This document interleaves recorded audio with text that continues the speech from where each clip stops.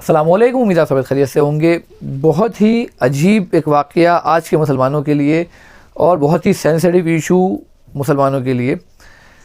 ایک واقعہ سناؤں گا آپ کو آج کی ویڈیو میں، اور یہ بہت ہی سینسیٹیو ہے، بہت ہی نازک مسئلہ ہے، خاص طور پہ جو آج کے مسلمان ہیں، جو نماز تو پڑھتے ہیں، قرآن شریف بھی پڑھتے ہیں، زکوٰۃ بھی دیتے ہیں، لیکن اس مسئلے پر آ کے وہ اٹک جاتے ہیں۔ آپ کے یہاں نکاح کا مسئلہ ہو، آپ کو عالم کی ضرورت ہے، آپ کے یہاں بچہ پیدا ہو جائے تو آپ کو نام رکھنے کے لیے عالم کی ضرورت ہے، آپ کے یہاں طلاق کا مسئلہ پیش آ جائے تو آپ کو عالم کی ضرورت ہے، آپ کو زکوٰۃ کا مسئلہ پیش آ جائے تو آپ کو عالم کی ضرورت ہے۔ ہر جگہ جو ہے آپ عالم سے پوچھ کے کام کرتے ہیں، یہاں تک کہ اگر آپ کو روزے میں ناک میں پانی چلا گیا، حلق میں پانی چلا گیا، آپ نے سرما لگا لیا، روزے میں عطر لگا لیا تو عالم سے پوچھ رہے ہیں۔ نماز میں آپ نے 2 رکعت کی جگہ 3 رکعت پڑھ دی، 4 کی جگہ 5 پڑھ دی، کتنا کھڑے ہوئے تھے، کتنا بیٹھے تھے، آپ فوراً عالم کے پاس جاتے ہیں، مسئلے پوچھتے ہیں۔ بہت اچھی بات ہے، لیکن جیسے ہی آپ کے گھر میں آپ کے والد کا انتقال ہوتا ہے یا کسی بڑے کا انتقال ہوتا ہے، ورثے کو لے کے آپ مسئلہ پوچھنا بھول جاتے ہیں، یا کہیں کہ آپ جو ہے عالم کی طرف نظر بھی نہیں کرتے۔ جس کے حصے میں جو چیز آئی ہوئی ہے، کوئی بھائی 2 کمروں پہ قابض ہے، کوئی بھائی 3 دکانوں پہ قابض ہے، سب جو ہے وہ اپنے باپ کی پراپرٹی سمجھ کے اس کے اوپر قبضہ کر لیتے ہیں، اور وہ سوچتے ہیں کہ یہ جگہ میری، میرے باپ کی، اب اس کے اندر نہ کسی بھائی کا حصہ ہے اور نہ ہی کسی بہن کا حصہ ہے۔ اس مسئلے کو لے کے اللہ تعالیٰ نے قرآن شریف کے اندر سورہ نساء کے اندر ورثے کو لے کے، یعنی جو وراثت کا مال ہوتا ہے، اس کو لے کے اللہ تعالیٰ نے سورہ نساء میں کھول کے جو ہے ساری باتوں کی وضاحت کری ہے کہ مال کس طریقے سے تقسیم ہوگا میت کا، یعنی جو آپ کے گھر کا بڑا، آپ کے والد یا جو بھی آپ کا وارث تھا جو مال چھوڑ کے گیا ہے، وہ کس طریقے سے تقسیم ہوگا۔ اللہ تعالیٰ نے قرآن شریف میں سورہ نساء میں ایک بات کو واضح طور پہ بیان کر دیا، لیکن ہم قرآن شریف عربی میں پڑھتے ہیں، اردو میں ہم اس کا ترجمہ بھی نہیں پڑھتے، جس کی وجہ سے جو عربی داں نہیں ہیں ان کو پتہ ہی نہیں ہوتا کہ اللہ تعالیٰ نے ورثے کا کیا حکم دیا قرآن شریف کے اندر۔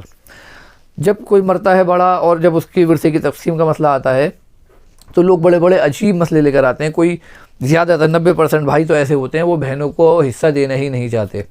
گھر پہ قابض ہوتے ہیں، دکان پہ قابض ہوتے ہیں، وہ کہتے ہیں بھائی یہ تو گھر تھوڑی ہم بیچ رہے ہیں، جو ہم جو ہے اس گھر کا حصہ کریں گے، یہ دکانیں ہم تھوڑی بیچ رہے ہیں تو دکانوں کا حصہ کریں گے، اور کیش بھی جو ہے وہ کاروبار کے نام پہ جو ہے وہ کر دیتے ہیں۔ کئی جگہ تو بہنوں کا حصہ مار دیتے ہیں، بہت ساری جگہوں پہ جو ہے وہ بھائیوں کا بھی حصہ مار دیا جاتا ہے، یعنی جس جگہ پہ جو قابض ہے وہ اس کو اپنی ملکیت سمجھتا ہے، اور وہ سمجھتا ہے کہ وہ دوسرے تو خواہ میں پیدا ہو گئے۔ ایک واقعہ ہمارے استاد کے ساتھ پیش آیا، وہ میں آپ کو بتانا چاہوں گا۔ بہت سے مسلمانوں کے دماغ میں یہ بات نہیں بیٹھے گی، یا یوں کہوں کہ ان کے حلق سے نیچے یہ بات نہیں اترے گی۔ وہ یہ کہیں گے بھائی آپ کون سی دنیا میں جی رہے ہو، آج کے دور میں ایسی نظیر ملنی مشکل ہے۔ پہلے صحابہ کے دور میں، اللہ کے نبی کے دور میں، یا بزرگان دین جو ہمارے گزرے ہیں ان کے دور میں ایسے واقعات شاید آپ نے سنے ہوں، لیکن آج کے دور کا یہ واقعہ ہے جو میں آپ کو سنانا چاہوں گا۔ ہمارے استاد کے والد صاحب کا انتقال ہوا۔ جب ان کو کفن دے دیا اور تدفین کے لیے لے گئے اور ان کو دفنا دیا، اور جب واپس آئے، سب لوگ واپس جیسے گھر میں آتے ہیں، تو جب سب لوگ گھر میں آ کے بیٹھے تو چائے بن کر آئی۔ یہ ہمارے استاد نے ہمیں خود بتایا ہے، میں اس واقعے کا چشمدید گواہ نہیں ہوں، لیکن مجھے اللہ کی ذات سے امید ہے کہ یہ واقعہ 100% سچا ہے۔ تو واقعہ اس طریقے سے ہے، جب چائے بن کر آئی تو سب کے آگے جو ہے وہ چائے پیش کری گئی، تو ہمارے استاد کے چاچا نے چائے پینے سے انکار کر دیا۔ تو لوگوں نے جب اس کی وجہ پوچھی تو انہوں نے بتایا کہ یہ چائے کس کے پیسے کی ہے، کس کے حصے کی جو ہے یہ چائے بنی ہے۔ تو لوگوں کو ان سب کو بڑی حیرت ہوئی کہ بھئی کیا مطلب، یہ تو گھر کے مال میں سے چائے بنی ہے۔ وہ کہنے لگے نہیں، پہلے جب میں اس گھر میں چائے پیتا تھا تو وہ یہ مال جو ہے میرے بھائی کا ہوا کرتا تھا، اب کیونکہ میرا بھائی رہا نہیں، اب یہ جتنا بھی مال ہے اس گھر کے اندر وہ سب جو ہے وہ وارثوں کا حصہ ہے، تو اب پہلے اس کو آپ حصہ لگاؤ، جس کے حصے میں جو آ رہا ہے اس کو دو، پھر جب سب کے حصے بٹ جائیں گے تو مجھے پتہ ہوگا کس کے پاس کیا آیا ہے، میں اس کے پاس جاؤں گا اور اس کے مال میں سے کھاؤں گا پیوں گا۔ ابھی تو یہ وارثوں کا مال ہے، تو اگر میں یہ مال کھاؤں گا تو میں بھی جو ہے دیندار رہوں گا۔ یہ ان کی سوچ تھی، تو انہوں نے اس گھر میں چائے نہیں پی جب تک کہ وراثت تقسیم نہیں ہو گئی۔ ایک عالم صاحب سے میری بات ہوئی کہ بھئی حضرت وراثت کب تقسیم کرنی چاہیے، تو انہوں نے کہا بھئی تیسرے دن جو ہے وہ وراثت کو تقسیم کر دینا چاہیے۔ ایک عالم کی، اور ابھی میں ایک ویڈیو دیکھ رہا تھا، وہ کہنے لگے،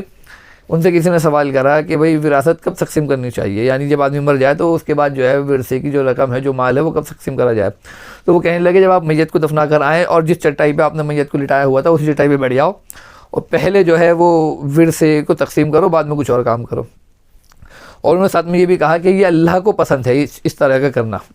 یعنی کیونکہ وہ مال تو وارثوں کا ہے، تو اب جو ہے جو امانت ہے آپ کے پاس وہ آپ جو ہے دوسروں کو دینے میں دیر مت لگائیے۔ ہمارے معاشرے میں نارملی پہلے ہی دن اور اسی ٹائم شاید ایسا کوئی بھی نہیں کرتا ہوگا، کیونکہ لوگ بھی آئے ہوئے ہوتے ہیں، اور ایسا کرنا جو ہے نا لوگوں کو بڑا عجیب سا لگے گا کہ بھائی ابھی تو دفنا کر آئے ہیں اور ابھی تو کفن بھی میلا نہیں ہوا اور ورثہ کرنے لگے۔ لیکن بہتر یہ ہے کہ تیسرے دن جو ہے میت کے جو بھی مرا ہے اس کے انتقال کے تیسرے دن جو ہے وہ وراثت جو ہے وہ بڑھ جانی چاہیے، ہر وارث کو اس کا حصہ مل جانا چاہیے۔ ایک عجیب واقعہ جو ہے ابھی ہمارے بھی نظر سے گزرا، ایک صاحب کا انتقال ہوا اور وہ جو ہے بچے جو ہے وہ انہوں نے سب میں جو ہے اس مال کو برابر بانٹ دیا، یعنی بہنوں کو بھی جو ہے وہ برابر دے دیا اور بھائیوں کو بھی برابر دے دیا۔ دیکھیے جب بھی ہم ورثہ کرنے بیٹھیں گے تو سب سے پہلے ہمارے سامنے قرآن شریف ہے، قرآن شریف کو بھی لے کے بیٹھیں، سورہ نساء کی آیت پڑھ ڈالیں، آپ کو ثواب بھی ملے گا، اس کے اندر آپ کو سارے مسئلے وراثت کی تقسیم کے پتہ چل جائیں گے۔ اور ایک محلے کے عالم کو بٹھا لیں، محلے کے عالم کو آپ نہیں بٹھانا چاہتے کہ بھائی ان کو ہمارے گھر کے راز پتہ چل جائیں گے، تو کسی دور سے کسی عالم کو کسی مفتی کو بٹھا کر لے آئیں، نہیں تو آپ لکھت میں جو ہے فتویٰ جو ہے اپنے جو بھی آپ کے پاس ادارہ ہے اس سے جو ہے فتویٰ لے سکتے ہیں۔ وراثت کی تقسیم کے مسئلے کو لے کے سارے ہی مسلکوں کا اتفاق ہے اور کسی میں بھی جو ہے اس کے اندر اختلاف رائے نہیں ہے، یعنی کوئی بھی وراثت کے مسئلے کو لے کے کسی بھی فرقے میں اختلاف نہیں ہے، سب کا اتفاق ہے، کیونکہ اللہ تعالیٰ نے قرآن شریف میں بتا دیا، تو اب کسی کا اختلاف کرنے کا جو ہے سوال ہی پیدا نہیں ہوتا۔ تو جب بھی کسی کا انتقال ہو اور اب وراثت کی تقسیم کا مسئلہ آئے تو سب سے پہلے اگر آپ قرآن شریف کھول کے دیکھ لیں گے تو آپ کو وراثت کی تقسیم کا مسئلہ پتہ چل جائے گا۔ ویسے میں آپ کو بتا دوں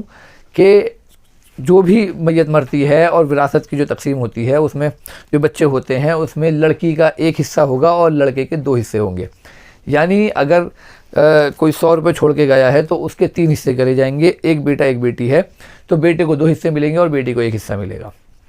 تو اس طریقے سے جو ہے آپ جب قرآن شریف پڑھیں گے، سورہ نساء پڑھیں گے، ہر گھر کے جو ہے مسئلے الگ ہو سکتے ہیں، ہر گھر کے وارث الگ الگ نوعیت کے ہو سکتے ہیں، اس لیے بہتر یہ ہے کہ آپ کسی عالم سے ہی رجوع کریں۔ جب سارے مسئلوں کے اندر آپ عالموں کو بلاتے ہیں نکاح سے لے کے موت تک، تو وراثت کی تقسیم میں آپ کیوں عالم کو بھول جاتے ہیں؟ ہماری سمجھ سے بالاتر ہے۔ امید آپ کو میری بات سمجھ میں آ گئی ہوگی۔ میری ویڈیو آپ کو اچھی لگے تو اس کو لائک کریے، سبسکرائب کریے اور سب اپنے سے شیئر کریے۔